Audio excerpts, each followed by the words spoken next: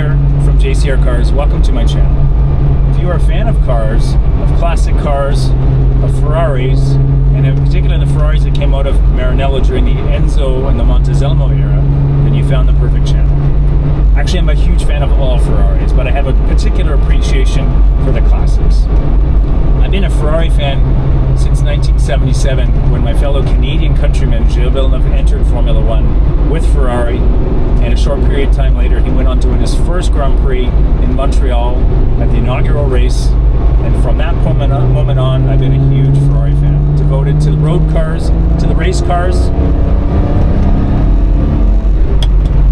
Now, I actually happen to live in Europe, in Austria, in Salzburg land, and I happen to have two classics. In fact, there's 1991 Testarossa and an 86 328 GTS.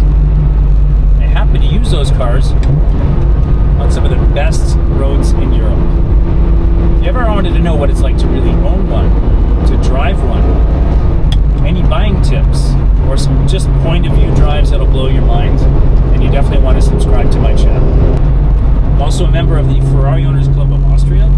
Quite often we're doing cool events. Maybe we're down in Italy and Maranello, and I'll also post that content there as well.